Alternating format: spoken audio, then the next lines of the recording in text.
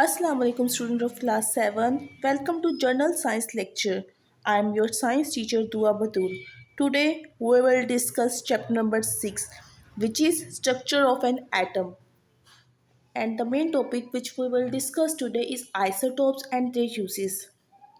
हम देखेंगे कि आइसोटोप्स क्या होते हैं और वो कहाँ कहाँ यूज़ में आते हैं। जैसे कि हमने प्रीवियस लेक्चर में पढ़ा था कि इलेक्ट्रॉन के जो नंबर होते हैं वो प्रोटॉन के नंबर के इक्वल होते हैं, लेकिन हमने देखा था कि कुछ एटम्स ऐसे होते हैं जो इलेक्ट्रॉन को लूज़ करते हैं और गेन करते हैं, तो उनका इलेक्ट्रॉन नंबर चेंज होता है लेकिन प्रोटॉन नंबर सेम रहता है। एक एटम का प्रोटॉन नंबर कभी भी चेंज नहीं होता, वो हमेशा एक फिक्स्ड रहता है। Are atoms of an element always have the same number of proton, हमेशा प्रोटॉन नंबर सेम रहेगा, प्रोटॉन नंबर कभी भी चेंज नहीं होगा। However the number of neutron, nucleus हमने एटम पढ़ा था ना, उसमें न्यूक्लियस में दो चीज़ें थी, एक नंबर न्यूट्रॉन था और एक प्रोटॉन था, और इलेक्ट्रॉन जो उसके अराउंड रिवॉल्व कर रहे थे। अब हमने ये तो देख लिया कि प्रोटॉन नंबर चेंज नहीं होगा, वो फिक्स्ड रहेगा, लेकिन न्यूट्रॉन, एक एटम के डिफरेंट न्यूट्रॉन नंबर होते हैं। However the number of neutron may be different in some of this element atom. कुछ एटम होते हैं जिनमें एक ही एटम के दो या दो से ज़्यादा न्यूट्रॉन नंबर होते हैं। It means some atoms of the same element may have different mass number than others. हमने मैथ नंबर पीछे डिस्कस किया था। मैथ नंबर क्या होता है, नंबर ऑफ प्रोटॉन को अगर हम प्लस करें और न्यूट्रॉन को, नंबर ऑफ प्रोटॉन और न्यूट्रॉन को प्लस करें तो वो मैथ नंबर कहलाता है। प्रोटॉन तो मैंने आपको बताया, ऊपर हमने पढ़ा भी है कि प्रोटॉन के नंबर फिक्स्ड रहेंगे, ये चेंज नहीं होंगे, लेकिन न्यूट्रॉन के नंबर चेंज होते हैं जिसकी वजह से उसका मैथ नंबर चेंज होता है एक एटम का। अब आइसोटोप्स की हमारे पास डेफिनेशन, प्रॉपर डेफिनेशन क्या है, the atom of the same element having the same atomic number proton number होते हैं, but different mass number, neutron plus proton, neutron change हो रहे हैं, प्रोटॉन तो सेम रहेंगे। एक ऐसा एटम जिसका एटॉमिक नंबर सेम रहेगा बट मास नंबर डिफरेंट होगा, वो आइसोटोप्स कहलाएंगे।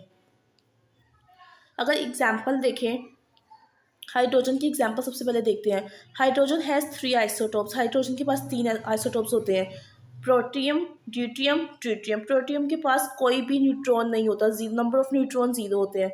ड्यूटियम के पास एक न्यूट्रॉन होता है और ट्रिटियम के पास 2 न्यूट्रॉन होते हैं। है तो तीनों हाइड्रोजन एटम ही, लेकिन इनमें नंबर ऑफ न्यूट्रॉन्स चेंज हो गए हैं। प्रोटियम के पास कोई भी न्यूट्रॉन नहीं होता, ड्यूटियम के पास नंबर ऑफ न्यूट्रॉन 1 होते हैं एंड ट्रिटियम के पास नंबर ऑफ न्यूट्रॉन 2 होते हैं। यानी ये हाइड्रोजन के आइसोटोप्स हैं। हाइड्रोजन एटम है, उसके 3 आइसोटोप्स हैं, ये तीनों हाइड्रोजन के आइसोटोप्स हैं। नीचे एक पिक्चर से देखें आप लोग, समझे, ये देखें, ये तीनों हाइड्रोजन एटम है, लेकिन इसके पास, फर्स्ट वाले के पास कोई भी न्यूट्रॉन नहीं है, न्यूट्रॉन नंबर 0 है, और इस सेकंड वाले के पास एक न्यूट्रॉन है, थर्ड वाले के पास 2 न्यूट्रॉन है, 1 2। तो ये प्रोटियम, ड्यूटियम और ट्रिटियम कहलाते हैं, इनके अलग अलग नेम्स होते हैं। सिमिलर विद कार्बन, कार्बन की भी 3 आइसोटोप्स होते हैं, कार्बन 12 के नाम से, कार्बन 13 और कार्बन 14। कार्बन 12 में न्यूट्रॉन नंबर 6 होते हैं, प्रोटॉन भी 6 होता है। ये तो वही है जो हम पीछे एग्जाम्पल्स में यूज़ भी करते आए हैं कि 6 न्यूट्रॉन 6 प्रोटॉन, तो कार्बन 12।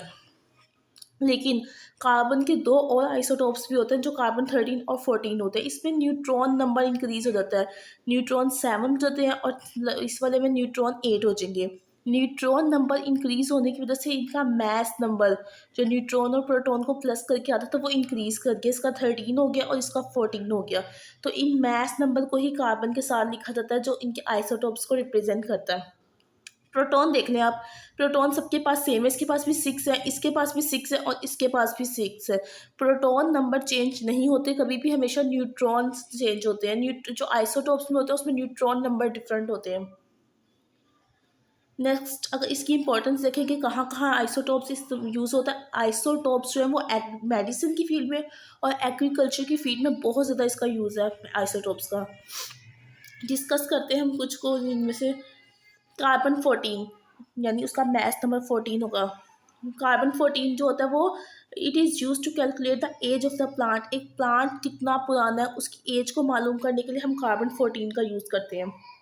नेक्स्ट है नाइट्रोजन 15 यूज होता है. It is use to study the effect of nitrogenous fertilizer in plants. Plants में नाइट्रोजनस फर्टिलाइजर का क्या यूज़ है, क्या इफेक्ट आता है, वो नाइट्रोजन 15 की मदद से हम फाइंड आउट करते हैं. फर्टिलाइजर्स तो आपको पता है ना, फर्टिलाइजर्स वो जो प्लांट की ग्रोथ को इंक्रीज करने के लिए डाले जाते हैं. तो नाइट्रोजनस फर्टिलाइजर्स होते हैं, उनके इफेक्ट को प्लांट में हम नाइट्रोजन 15 की मदद से चेक करते हैं. नेक्स्ट है sodium 24. It is use to study the circulation of blood. हमारी ब्लड की सर्कुलेशन को स्टडी करने के लिए हम सोडियम 24 का यूज़ करते हैं. नेक्स्ट है phosphorus 32. It is use in treatment of blood cancer. Blood cancer, खून का जो कैंसर होता है उसको स्टडी करने के लिए, इट इज़ उसके ट्रीटमेंट के लिए. और बोन डिजीज़, हड्डियों की जो डिजीज़ हो जाती है उसके ट्रीटमेंट के लिए हम फॉस्फोरस 32 का यूज़ करते हैं. नेक्स्ट है क्रोमियम 51. क्रोमियम 51 यूज़ होता है. It is use to study red blood cells. हमारे ब्लड में होते हैं रेड ब्लड सेल होते हैं, वाइट ब्लड सेल होते हैं, प्लेटलेट्स होते हैं, प्लाज्मा होते हैं. 4 पार्ट्स होते हैं हमारे ब्लड के. उसमें जो हम रेड ब्लड सेल है ना पेशेंट का, जिसमें ब्लड की डेफिशिएंसी होती है, उसको स्टडी करने के लिए हम क्रोमियम 51 का यूज़ करते हैं. नेक्स्ट है iron 59. It is use to study absorption of iron in human body. Human body में आयरन की कितनी एब्जॉर्प्शन हुई है वो हम आयरन 59 की मदद से स्टडी करेंगे. कोबाल्ट 60 कैंसर के ट्रीटमेंट में यूज़ करते हैं, उसको यूज़ करते हैं कोबाल्ट 60 को कैंसर के ट्रीटमेंट के लिए. Iodine 31. It is use to treat the disease called goitre. Goitre गले की डिजीज़ होती है, इसको ट्रीट करने के लिए हम आयोडीन 31 का यूज़ करते हैं. नेक्स्ट है मोलिक्यूल्स.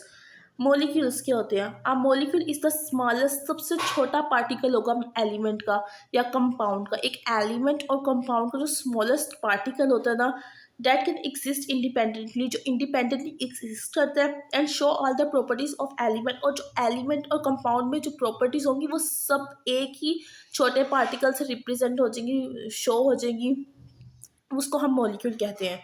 इट में भी monomeric molecule such as helium, neon, ये स्टेबल होते हैं अलग अलग. भी पिछले लेक्चर में भी हमने देखा था कि ये स्टेबल होते हैं, ये एक ही एटम की शक्ल में एग्जिस्ट कर सकते हैं. तो मोनोमेरिक मतलब सिंगल होते हैं खाली. तो हीलियम, नियोन इस फॉर्म में भी एग्जिस्ट कर सकते हैं मॉलिक्यूल्स, या सिंगल फॉर्म में भी एग्जिस्ट कर सकते हैं जिसे हम मोनोमेरिक मॉलिक्यूल्स कहते हैं. या टू और more than atoms can also be present in a molecule. एक मॉलिक्यूल में दो या दो से ज़्यादा एटम्स भी प्रेजेंट हो सकते हैं. तो या तो खाली सिंगल एटम भी प्रेजेंट हो सकता है या दो से ज़्यादा एटम भी प्रेजेंट हो सकते हैं एक मॉलिक्यूल में. जैसे फॉर एग्जांपल वाटर में H2O, एक से ज़्यादा एटम्स प्रेजेंट है. और H2 में 2 हाइड्रोजन एटम प्रेजेंट है, हाइड्रोजन हाइड्रोजन H2. ग्लूकोज में भी एक से ज़्यादा एटम्स प्रेजेंट है. तो ये मोस्ट सब मॉलिक्यूल्स की एग्जाम्पल है जिसमें 2 और मोर देन 2 एटम्स प्रेजेंट है.